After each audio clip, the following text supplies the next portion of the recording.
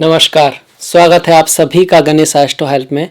मैं हूं आपके साथ डॉक्टर दिलीप और बहुत बहुत स्वागत करता हूं आपका ज्योतिष के इस प्रोग्राम में।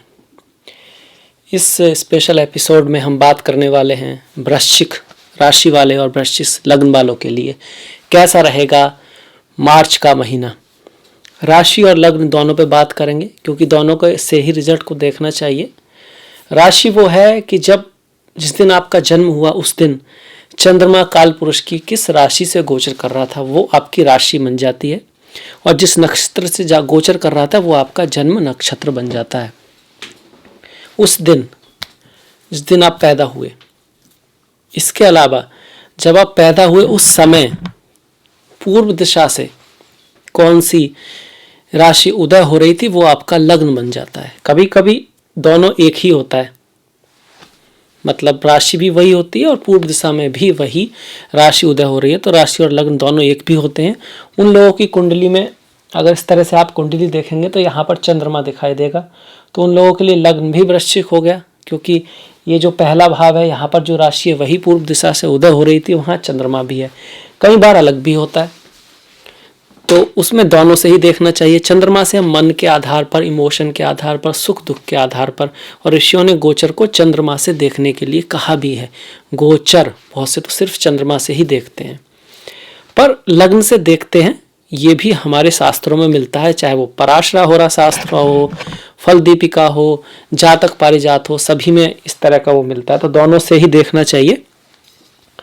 लग्न से हम बुद्धि के लेवल पर देखते हैं। पहला भाव बुद्धि, चौथा भाव पवित्रता, मन की पवित्रता को दिखाता है, शुद्धि। सप्तम भाव आपका वृद्धि, मतलब कि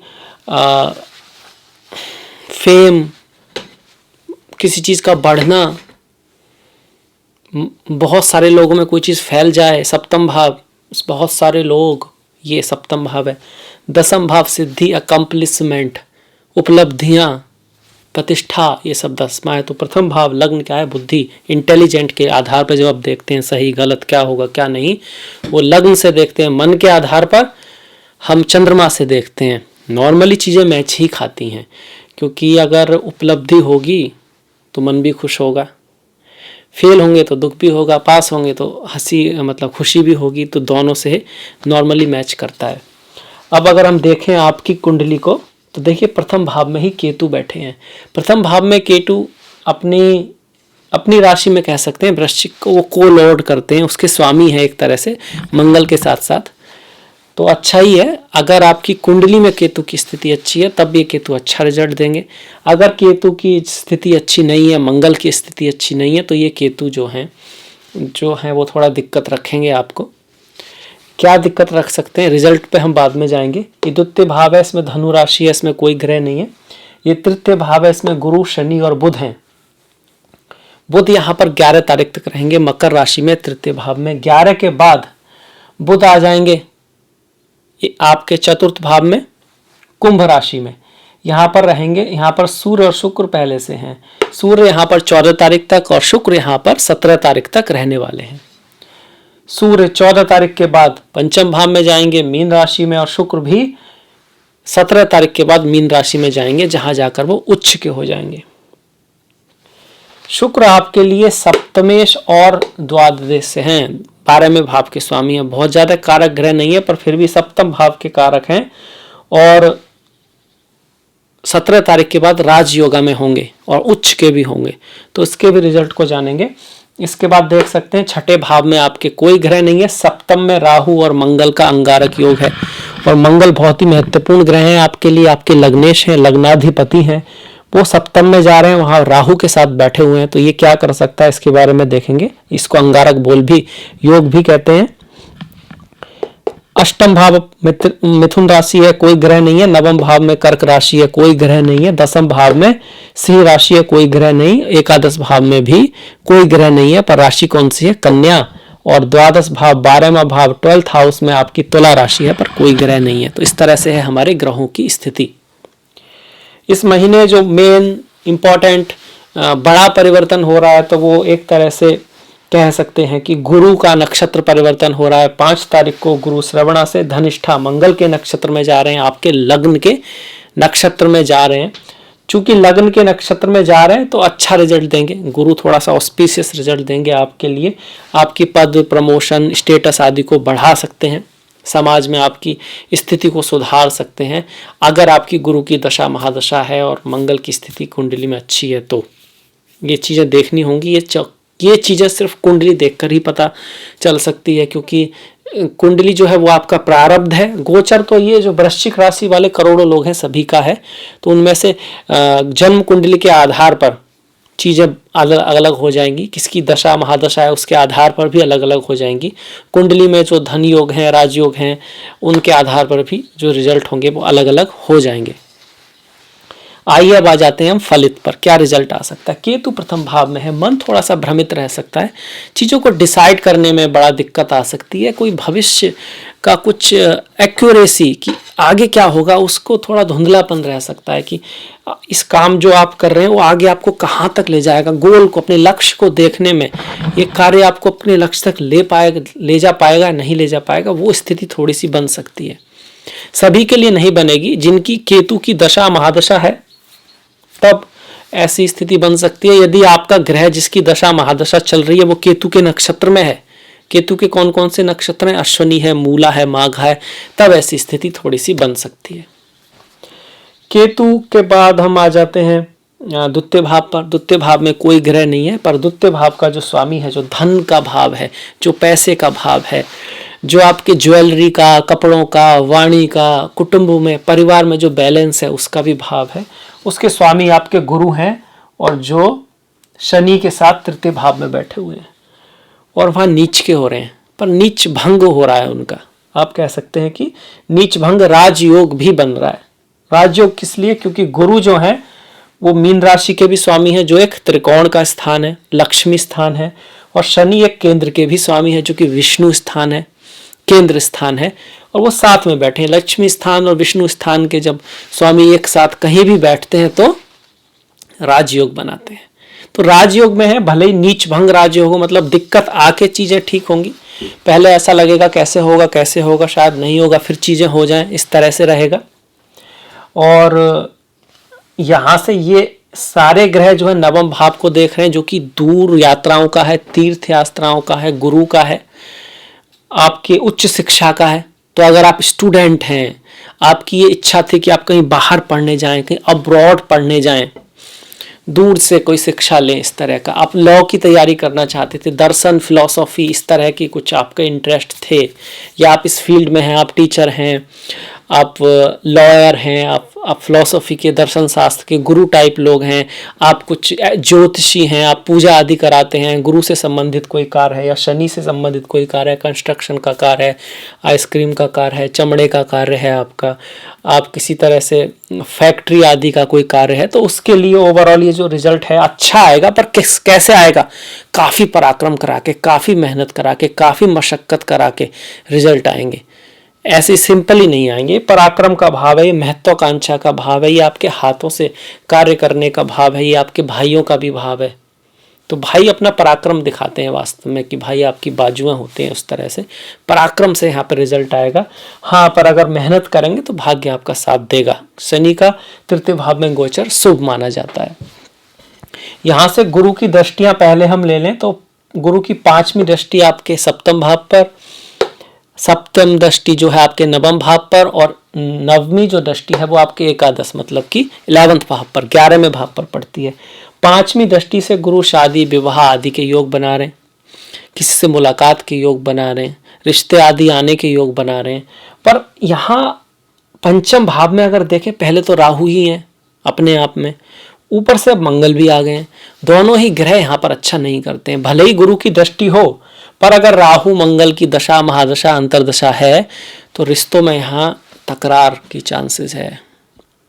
मतलब कि जो लोग पहले से रिश्तों में थे, गर्लफ्रेंड बॉयफ्रेंड थे, पति पत्नी थे, एक साथ रह रहे थे, आजकल लोग एक साथ भी रहते हैं, उनमें प्रेम भी होता है, ऐसा नहीं है, पर शादी नहीं की है अभी तक, साथ साथ रह रहे थे, तो आपस में थोड़ा झगड़ा आदि, मिसअंडरस्टैंडिंग आदि हो सकती है।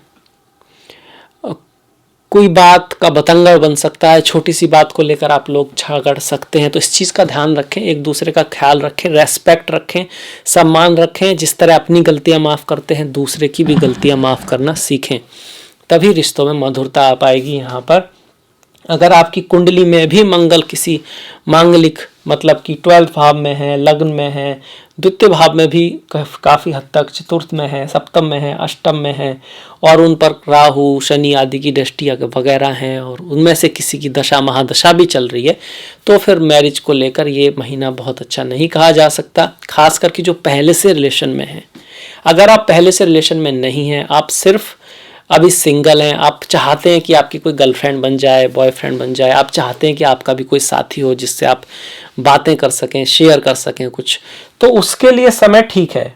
उसके लिए, क्योंकि शुक्र की स्थिति हम देखें, जो प्रेम के लिए स्थिति हम देखते हैं, जो 12th के स्वामी भी हैं, वो चतुर्थ में है, फिर पंचम में है, तो वो दिखाता है कि हाँ, किसी रिश्ते की शुरुआत के लिए ठीक है, पर उसमें भी ईगो का प्रॉब्लम आएगा, गुस्से का प्रॉब्लम आएगा। जल्दबाजी में आप ऐसा कुछ कर सकते हैं, मर्यादा में रहें, और जल्दबाजी में कोई चीज़ों को आगे ना बढ़ाएं। बड़े प्यार से, बुद्धिमानी से, आराम से इस महीने को, मतलब कोई धीरे धीरे अगर आप रिश्ते की शुरुआत भी करते हैं तो उसमें भी थोड़े खटपिट के चांस तो है, पर उनके लिए फिर भी बेटर समय है।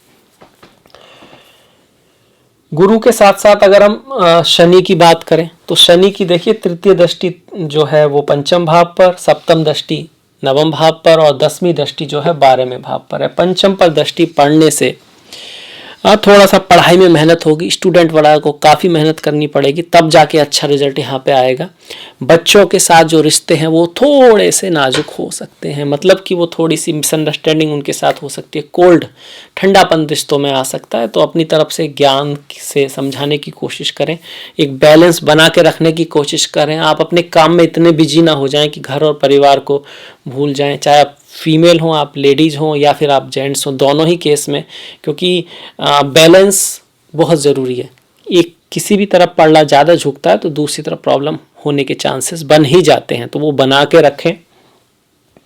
गुरु और शनि की जो दृष्टि, संयुक्त दृष्टि, बुध भी वहाँ पर है, आपके नवम भाव पर पड़ रही है, तो उच्च शिक्षा के लिए, बाहर यात्रा के, तीर्थ स्थान की यात्रा के लिए कोई योग जरूर बना हुआ है। पिता के जीवन में भी कुछ उतार चढ़ाव आ सकता है, उनका पद प्रमोशन आदि हो सकता है, उनकी भी कोई यात्रा वगैरह हो सकती है, उनको कहीं आना जाना पड़ सकता है, इस तरह की यहाँ पर योग बना हुआ है। आप लोगों का वैसे पिता से बहुत ग्रेट रिलेशन ज़्यादा नहीं रहता है, कई बार कुछ लोगों के पिता के साथ में क्या कह सकते हैं कि डिफरेंस ऑफ ओपिनियन भी रहता है। कारण ये है कि नवम भाव का जो स्वामी है, गुरु भाव है, ये गुरु का भाव है, पिता का भाव है। इसका जो स्वामी चंद्रमा है आपके केस में, क्योंकि कर्क राशि है, वो लग्न में जो है नीच का हो जाता है, तो ऐसे में कई बार पिता से दूरी आदि का रहता है। यहाँ पर स्कॉर्पियो वाले जो होते हैं बड़े ही पैशनेट होते हैं, खूबसूरत दिखते हैं, खूबसूरत से भी ज़्यादा आकर्षक होते हैं। कोई उनको धोखा दे ये उनको कतई मंजूर नहीं है, बदला लेते हैं। हालांकि मैं ये नहीं कहूँगा बदला लेना अच्छी बात है, पर हो सकता है, अगर इसलिए स्कॉर्पियो को ज़्यादा तंग नहीं करना चाहिए, उनको कोई ज़्यादा फोर्स करे तो फिर अचानक से फट पड़ सकते हैं। इस तरह का उनको ध्यान रखना चाहिए। बाकी जिससे प्यार करते हैं, जिससे जुड़ते हैं, काफ़ी अटैच्ड हो जाते हैं, ऐसे में अगर वो व्यक्ति इनकी बात ना माने तो इनको अच्छा नहीं लगता, कंट्रोलिंग हो जाते हैं, इमोशनल होते हैं, भाई मेरा है तो करेगा, या मेरी है तो इस तरह करेगी। पर वो चीज़ सही एक लेवल तक है, उसके बाद वो गलत है डेफिनेटली, तो इस चीज़ का ध्यान रखें। ये बात मैंने क्यों कही, क्योंकि हम बात कर रहे थे राहु और मंगल का, तो ये चीज़ें कहीं ना कहीं रिलेशन में आएंगी, तो इन चीज़ों को लेकर, या ये चीज़ उस चीज़ का कारण बढ़ सकती हैं जिसके कारण आपको गुस्सा आ जाए, आप कुछ ऐसा बोल दें कि जिससे प्रॉब्लम क्रिएट हो जाए। क्योंकि मंगल की दृष्टि जो है द्वितीय भाव पर भी आ रही है, इस पर हम बात करने वाले हैं अभी। गुरु की दृष्टियों की बात की हमने कि पंचम दृष्टि होने के बावजूद रिश्तों के मामले में महीना थोड़ा सा, जिनकी पहले से रिश्ते में चले आ रहे हैं, थोड़ा सा ध्यान रखें। एकादश पर जो दृष्टि है, तो गुरु की अगर दशा महादशा है, गुरु आपकी कुंडली में अच्छी स्थिति में है, तो लाभ बढ़ाएंगे, कुछ ना कुछ इनकम के सोर्सेस बनेंगे। ये तभी हो पाएगा जब गुरु आपकी कुंडली में अच्छे हों, अच्छे ग्रह की दशा महादशा हो। क्योंकि अगर केतु की है तो आप भ्रमित भी रह सकते हैं, आपको साल थोड़ा सा स्पिरिचुअलिटी के मामले में अच्छा हो सकता है, दुनिया की वास्तविकता जानने में अच्छा हो सकता है, ज्ञान किसी चीज़ का प्राप्त करने के लिए अच्छा हो सकता है। पर भौतिक पर्पज से, धन आदि के पर्पज से अगर केतु की दशा महादशा है या जिस ग्रह की दशा महादशा है वो केतु के नक्षत्र में है, तो फिर साल थोड़ा सा बहुत बेस्ट नहीं जाएगा। तो वही होता है कि जन्म कुंडली से ही पता लगता है। पर फिर भी अगर ऐसा है तो आप खुद ही रेमेडी कर सकते हैं, भगवान श्री गणेश की पूजा कर सकते हैं, सूर्य नमस्कार जरूर कीजिएगा, क्योंकि प्रथम भाव में केतु जो हैं जहाँ पर हैं वहाँ पर सूर्य उच्च के भी होते हैं, उस भाव के कारक भी हैं। राहु केतु एक ऐसे ग्रह हैं जो अपने से भी ज़्यादा जहाँ बैठे हैं उसके अकॉर्डिंग रिजल्ट देते हैं। तो केतु के लिए जैसे कि माँ गणेश जी की पूजा होती है, वो कहीं भी बैठे, पर इसके साथ साथ वो जहाँ बैठे हैं, किस राशि में है, किस घर में है, उसके अकॉर्डिंग भी जो रेमेडी होती हैं वो भी बड़ी अच्छी रहती हैं। तो मैंने उसके ऊपर एक वीडियो भी बनाया है 12 भावों में केतु के अकॉर्डिंग, तो आप खुद देख के रेमेडी कर सकते हैं। इसके बाद हम आ जाते हैं गुरु शनि को बात की, हम बुध की बात कर लेते हैं। देखिए बुध आपके धन के स्वामी हैं और आपके अष्टम भाव के, मतलब कि आयु भाव के, उतार चढ़ाव के भाव के, ट्रांसफर के, देरी और डर, इसके साथ साथ समाधि, पैतृक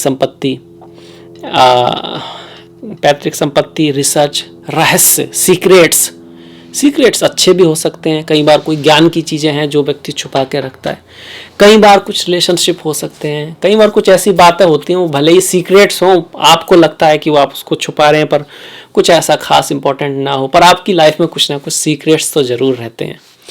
और सीक्रेट्स का स्वामी और लाभ का स्वामी आपके तृतीय भाव में आ रहा है, तो कुछ अगर इस तरह का सीक्रेट्स आदि चल रहा है कुछ, तो आपको बड़ी मशक्कत करनी पड़ेगी इस बार उसको छुपाने के लिए। वो बाहर आने की कोशिश करेगा, खास करके 11 तारीख तक। 11 तारीख के बाद बुध जो हैं वो आपको थोड़ा सा लाभ दिखा रहे हैं, और माता के स्वास्थ्य का जरूर ध्यान रखिएगा। हालांकि जमीन जायदाद, खेत भूमि, इससे यहाँ पे लाभ हो सकता है।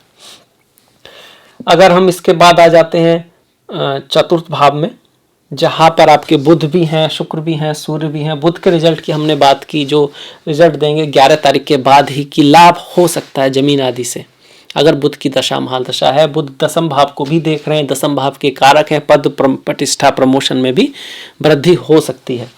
पर अगर सूर्य की दशा है तो सूर्य का चतुर्थ भाव में जाना, माता के स्वास्थ्य का थोड़ा सा ख्याल रखें।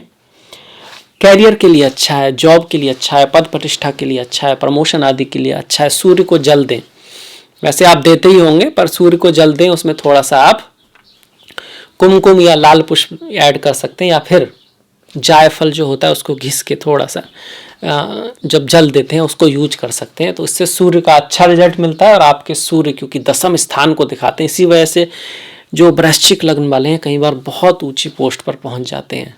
कई बार, बहुत बार, अगर सही रास्ते पर चलते रहें तो, धर्म का पालन करते रहें तो। इन लोगों को अपने माता और पिता दोनों का ही आदर सम्मान करते रहना चाहिए। हालांकि पिता से दूरी और उस तरह के योग जरूर बनते हैं, पर फिर भी। इसके बाद देखिए, हम सूर्य और शुक्र की हमने इस भाव में बात की। अगर इस भाव में सूर्य शुक्र की बात करें तो यहाँ पर सूर्य और शुक्र एक साथ आएंगे। कब? सूर्य आएंगे 14 तारीख के बाद, शुक्र आ जाएंगे 17 को, लगभग आसपास ही आ जाएंगे। और सूर्य और शुक्र को अगर हम यहाँ देखते हैं तो शुक्र 12वें भाव के स्वामी है और सप्तम के हैं, मतलब एक केंद्र स्थान के और एक दुष्ट स्थान के स्वामी है, और सूर्य आपके केंद्र स्थान के स्वामी। तो राजयोग तो नहीं है, पर 2 केंद्र स्थान के स्वामी पंचम में जा रहे हैं, तो शिक्षा के मामले में अच्छा कर सकते हैं। आपके जो बच्चे हैं वो बहुत बढ़िया कर सकते हैं। अगर आप स्टूडेंट हैं और आप तैयारी वगैरह कर रहे हैं तो वहाँ आपका रिजल्ट आ सकता है। सप्तम भाव जो है हमारी कामना को, वासनाओं को और हमारी इच्छाओं को दिखाता है। अब ये कामना वासना सिर्फ स्त्री पुरुष की नहीं है, ये आपके कार्य के लिए, अच्छा कपड़े के लिए, अच्छी गाड़ी के लिए, अच्छे घर के लिए, हर तरह जो व्यक्ति भौतिक सुख चाहता है। इसीलिए ईश्वर ने हमको इंद्रियां भी दी हैं, त्वचा दी है, आंखें दी हैं, नाक दी है, और आप कह सकते हैं कि जीभा दी है, कान दिए हैं। तो ये सब इंद्रियों के जो सुख हैं, जो वासना है, वो सभी उसमें आती हैं। ऐसे में उसका स्वामी अगर पंचम में जाता है तो एक तरह का राजयोग बन गया। यहाँ पर शुक्र ने बना दिया राजयोग। सूर्य और शुक्र ने मिलकर नहीं, पर सिर्फ शुक्र ने केंद्र का स्वामी, विष्णु स्थान का स्वामी लक्ष्मी स्थान में आ गया, तो राजयोग बना दिया, वो भी उच्च का हो गया। तो प्रेम आदि के लिए 17 तारीख के बाद है, आपकी किसी से मुलाकात हो सकती है, आपके जीवन में कोई आ सकता है, प्रेयसी, प्रेमिका या फिर प्रेमी दोस्त आपका कोई बन सकता है, क्योंकि जब भी सप्तम इस पंचम में जाता है तो रिश्ते आदि में चांसेस रहता है। पर कार्य के रूप में यहाँ पर बदलाव आ सकता है, ट्रांसफर आदि हो सकता है। अगर आप की शुक्र की दशा महादशा चल रही है तो बिजनेस में कोई चेंज आ सकता है, पार्टनरशिप नई बन सकती है। इस तरह के यहाँ पे योग बने हुए हैं। सूर्य और शुक्र दोनों ही मिलकर पंचम भाव को देख रहे हैं, और शुक्र जो होते हैं वो स्टॉक मार्केट इस सब के कारक होते हैं, और पंचम भाव भी यही है इन्वेस्टमेंट का, स्टॉक शेयर। लाभ भाव को देख रहे हैं तो स्टॉक शेयर आदि में अगर आपने लाभ आप कर रहे हैं, यूज करते हैं, उसको पढ़ते हैं और जानते हैं उसके बारे में, तो वहां से पॉजिटिव खबर आपको मिल सकती है अगर आपने इन्वेस्टमेंट आदि किया है। खास करके अगर आपकी शुक्र की दशा महादशा चल रही हो और शुक्र और पंचमेश की स्थिति आपकी कुंडली में अच्छी हो, यानी कि गुरु की स्थिति आपकी अच्छी हो और साथ में शुक्र की स्थिति अच्छी हो, तो आपको स्टॉक मार्केट शेयर आदि से लाभ हो सकता है। स्त्रियों से लाभ हो सकता है, फीमेल्स आपके काम आ सकती हैं। पंचम भाव प्यार का भी है, रोमांस का भी है, और वहां पर शुक्र का आना वही प्यार मोहब्बत के लिए अच्छा है। सूर्य का आना भी यहाँ पर कार्य में चेंज को दिखा रहा है, पर फिर भी एक राजयोग है, चेंज हो सकता है अच्छे के लिए, प्रमोशन आदि हो सकता है यहाँ से। और गोल्ड आदि में अगर आपने इन्वेस्टमेंट करा है उससे भी लाभ हो सकता है, गवर्नमेंट के थ्रू आपको लाभ हो सकता है। कोई गवर्नमेंट की कोई डॉक्यूमेंट्स आदि अगर आपने कहीं अप्लाई कर रखा है किसी चीज़ के लिए तो उसका रिजल्ट हाँ में आ जाए, इसकी उम्मीदें यहाँ पे बनती हैं। इसके बाद अगर छठे भाव में देखें तो छठे भाव का स्वामी वही है जो लग्न का स्वामी है, वो है आपके मंगल, और छठे का स्वामी सप्तम में आया हुआ है और लग्न का स्वामी भी सप्तम में आया हुआ है। आपका फोकस काफी हद तक अपने स्पाउस पर, अपने पार्टनर पर रहेगा। आप दोनों के बीच में काफी बातें होंगी, पर बातें झड़प वाली भी हो सकती हैं, और पत्नी की जो सेहत है या पति की जो सेहत है वो थोड़ी सी नासाज रह सकती है, उसका मूड थोड़ा खराब रह सकता है। तो उनके मूड को बनाएं, उनकी सेवा करें, उनकी सहायता करें, उनको समझाएं। जब वो गुस्से में है तो आप गुस्से में बिल्कुल ना आए। इसीलिए रिश्ते होते भी हैं कि हम एक दूसरे को संभालें, साथ दें, ना कि जब वो एक दूसरे की लड़ाई करें या एक दूसरे की कमियां निकालें। उनकी कमियों को इग्नोर करें, उनकी जो स्ट्रेंथ है उसको देखें, उस पर फोकस करें, और जैसे अपनी गलतियों को माफ़ करते हैं उनकी भी गलतियों को माफ़ करने की कोशिश करें। वो भी ऐसा करें तो बहुत अच्छी बात है, पर उनसे बहुत ज़्यादा उम्मीद ना करें, क्योंकि ऐसे में हो सकता है कि स्पाउस थोड़ा सा इगोस्टिक हो सकता है वो थोड़ा सा नाराज रहे, पर बाद में ठीक हो जाएगा, क्योंकि ग्रहों का असर होता है थोड़ा सा, खास करके अगर आपकी मंगल राहु की दशा महादशा चल रही है तो। इसके बाद सप्तम भाव पर ही आ जाते हैं जहां पर राहु मंगल हैं ही। देखिए, गुस्से का ध्यान रखें, जल्दबाजी से बचें, एक्सीडेंट आदि से भी बचें, स्पाउस की सेहत का ख्याल रखें। स्पाउस कहीं बाहर जा सकता है, स्वास्थ्य उनका थोड़ा सा बिगड़ सकता है। यहाँ से मंगल की दृष्टियों की बात कर लें, 1 2 3 4 दसम भाव पर मंगल की दृष्टि है, तो कार्य तो आपका ठीक रहेगा वहाँ पर मेहनत, कंपटीशन बहुत ज़्यादा होगा, ये संघर्ष काफ़ी रहेगा, कार्य में काम बहुत ज़्यादा आ सकता है। तो इसके चलते आप घर को थोड़ा कम समय दे पाएँ, ऐसा हो सकता है। तो किसी तरह से बैलेंस बना के रखने की कोशिश करें। मंगल की और राहु की लग्न पर दृष्टि है जहाँ केतु हैं, अचानक से गुस्सा आ सकता है, जल्दबाजी में आप कुछ ऐसा कह सकते हैं, और बाकी एनर्जेटिक आप अपने आप को फील करेंगे। पर अगर बीपी की प्रॉब्लम है, ब्लड की कोई प्रॉब्लम है, सर दर्द रहता है, उस केस में हाँ थोड़ा मंगल दिक्कत कर सकते हैं। बजरंगबली की पूजा करें, संकट मोचन का पाठ करें, मन से दिल से। मीठे का प्रसाद बांट सकते हैं, उसको वहीं पर रखें पूजा के वक्त, और फिर बाद में उसको आप बांट सकते हैं। चींटियों को मीठी रोटियां खिला सकते हैं। वैसे भी आपके आसपास जो भी जीव जंतु हैं उनका ख्याल रखें। मंगलवार कोई नहीं, हर दिन रखेंगे तो बेस्ट है। पेड़ पौधों का ख्याल रखें, पेड़ पौधे लगाएं, प्रकृति का ख्याल रखें। इन सभी से सारे ही ग्रहों की रेमेडी होती है। माता गाय माता, पीपल का पेड़ है या और भी दूसरे वृक्ष हैं, उनको लगाएं, उनकी सेवा करें। इसके बाद हम आते हैं, देखिए छठे भाव, अष्टम भाव पर। अष्टम भाव का जो स्वामी अष्टक भाव है क्या, ये आपकी पैतृक संपत्ति को दिखाता है। अकल्ट, एस्ट्रोलॉजी, ज्योतिष, छुपी हुई चीजें, सीक्रेट, रहस्य, गुप्त बातें, स्कैंडल्स, सेक्स स्कैंडल्स, शादी के बाद की लाइफ, उसको भी दिखाता है। समाधि, काला जादू, इस तरह की चीजें जो अकल्ट है, जो जिन बातों का पूरा पता नहीं, उसको भी दिखाता है। उसका स्वामी चतुर्थ में गया है और थर्ड हाउस में गया है। जब थर्ड हाउस में गया, तीसरे भाव में गया है 11 तारीख तक, अपने से अष्टम गया है। तो पैतृक संपत्ति के मामले में आप कह सकते हैं कि 11 तारीख तक तो बहुत पॉजिटिव समय नहीं है, कुछ ऐसा नहीं दिखता है कि पैतृक संपत्ति आदि मिल सकती है। और ड्राइविंग करते वक्त थोड़ा सा ख्याल रखने, अपने से अष्टम गया है 11 तारीख तक कर खासकर कह सकते हैं। और आप कुछ ऐसा खुद ही ऐसा कुछ कर सकते हैं जिससे आपको हानि हो सके, कुछ किसी से फालतू की झगड़ा मोल कर सकते हैं, किसी के कुछ ऐसा बोल सकते हैं, खास करके पड़ोसी या घर में ही किसी से। 11 तारीख तक इस बात का खासा ख्याल रखें। उसके बाद जो बुध हैं वो आपके चतुर्थ भाव में, माता का स्वास्थ्य का ख्याल रखें, माता के साथ थोड़ी अनबन हो सकती है। यही भाव एकादश का भी है, तो बड़े भाई आदि से लाभ आने का चांसेस बनता है, प्रॉपर्टी आदि से लाभ का चांसेस बनता है 11 तारीख के बाद। नवम भाव में आपके देखिए चंद्रमा है, चंद्रमा की राशि है। चंद्रमा तो घूमता रहता है पर फिर भी नवम भाव का स्वामी लग्न में नीच का होता है, तो गुरुओं से, पिता से यहाँ पर लोगों की अक्सर कम बनती है। बाई चांस सूर्य अच्छे हैं और इस पर शुभ ग्रहों की दृष्टि है तो चीज़ें ठीक रहेंगी। पिता की इनकम आदि में वृद्धि हो सकती है और पिता का प्रमोशन आदि होने का चांसेस यहाँ पे बनता है। ये जो भाव है दसम भाव, ये आपके जॉब का है, पद का है, प्रतिष्ठा का है, प्रमोशन का है, समाज में स्थिति का है। और इसके स्वामी आपके सूर्य हैं जो कि चतुर्थ और पंचम में रहेंगे। दोनों ही जगह से अच्छा रिजल्ट दिखा रहा है, मतलब पद प्रतिष्ठा आदि में वृद्धि हो सकती है। और 14 तारीख के बाद ट्रांसफर आदि हो सकता है या फिर उसी काम में आपका कुछ एरिया बदल सकता है, कुछ बदलाव आ सकता है, पर जहाँ तक है वो बदलाव आपके लिए अच्छा रहेगा, शुभ रहेगा। 11वें भाव का स्वामी जो है चतुर्थ भाव में है, तो सीनियर से, फ्रेंड से जो दूर के हैं उनसे थोड़ा लाभ हो सकता है, किसी कोई ग्रुप आदि से आपको लाभ हो सकता है, कुछ बाहर के लोग आपकी कोई हेल्प कर सकते हैं, जमीन आदि से कोई लाभ हो सकता है। ये तभी हो पाएगा जब बुध की दशा महादशा हो और बुध अच्छे भी हों कुंडली में।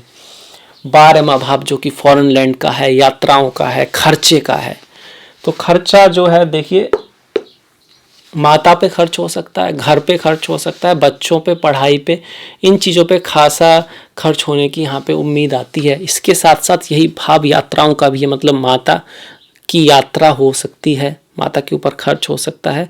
आपके घर में कोई फॉरेन चीज़ आ सकती है, आप कोई फॉरेन चीज़ खरीद सकते हैं घर के लिए।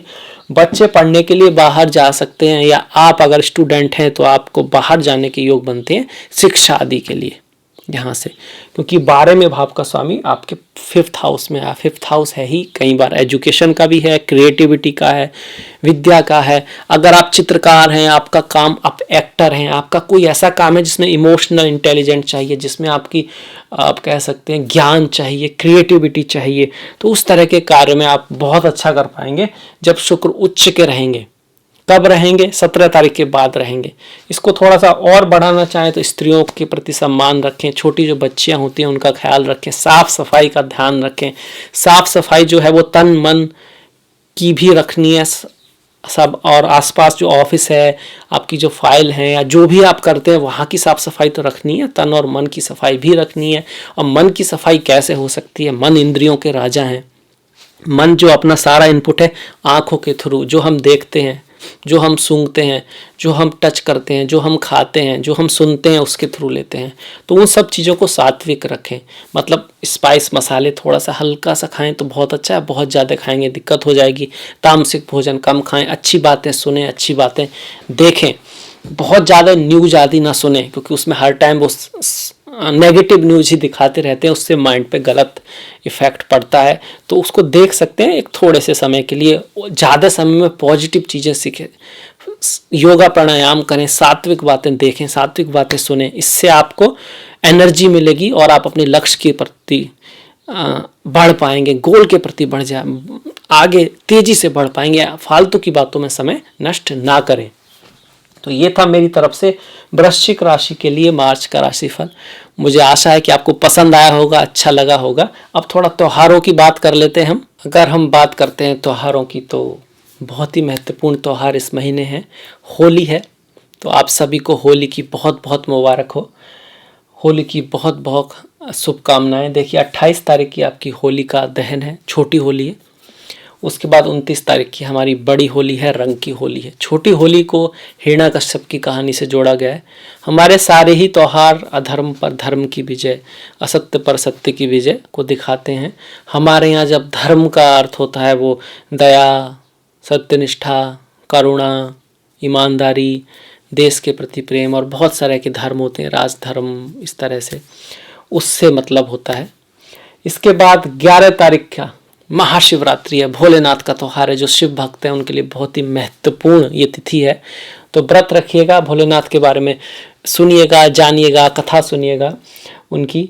और 28 तारीख की पूर्णिमा है जो छोटी होली होती है हमारी। 9 तारीख की विजया एकादशी है जो भगवान श्री राम से जुड़ी हुई है। समुद्र पर जो उन्होंने पुल बनाया था और तब के समय जो पूजा आदि की थी तब की है। और 29 तारीख की अम्मालिका एकादशी है। 10 और 26 तारीख का प्रदोष व्रत है और 11 तारीख की शिवरात्रि है ही। प्रदोष व्रत जो है ये भी भगवान भोलेनाथ से जुड़ा हुआ है। चिदानंद रूपा शिवोहम शिवोहम, जो आनंद स्वरूप हैं, जो सत्य स्वरूप हैं, ऐसे भोलेनाथ की हम प्रार्थना करते हैं। 31 तारीख की संकष्टी, 13 तारीख की अमावस्या और 14 तारीख की मीन संक्रांति है। मीन राशि में सूर्य जा रहे हैं इसलिए मीन संक्रांति है। जब सूर्य गुरु की राशि में जाते हैं तो शादी विवाह को बहुत अच्छा नहीं मानते हैं, और जिस महीने में आपका जन्म होता है उस महीने में भी शादी करना बहुत ज़्यादा अच्छा नहीं माना जाता है। तो ये थोड़ी सी बातें हैं जो आप याद रख सकते हैं। संकष्टी और अमावस्या को जप, तप, दान आदि का विशेष महत्व है, क्योंकि संकष्टी तो है ही स्पिरिचुअलिटी से जुड़ा हुआ। सूर्य परिवर्तन करते हैं, आत्मा, सूर्य हमारी आत्मा के प्रतीक हैं और आत्मा सो परमात्मा। तो उस दिन मेडिटेशन, योगा, समाधि आदि के लिए बहुत अच्छा समय है। किसी जप की शुरुआत के लिए बहुत अच्छा समय रहता है संक्रांति का। इसी तरह से अमावस्या जो है वो भी एक विशेष है। लोग तंत्र मंत्र वाले भी इसको यूज करते हैं और मंत्रों की सिद्धि के लिए इसका यूज होता है। किसी अच्छे कार्य करने के लिए, अपने पितरों के प्रति श्रद्धा व्यक्त करने के लिए, उनके नाम पर दान करने के लिए भी ये जो दिन है वो श्रेष्ठ माना गया है। इसी के साथ वृश्चिक राशि लगने वालों के लिए ये जो वीडियो था मैं ख़त्म करता हूँ, समाप्त करता हूँ। मुझे आशा है आपको पसंद आया होगा। अगर अच्छा लगा है तो प्लीज़ लाइक कीजिएगा, शेयर कीजिएगा, घंटी वाला बटन दबाना मत भूलिएगा।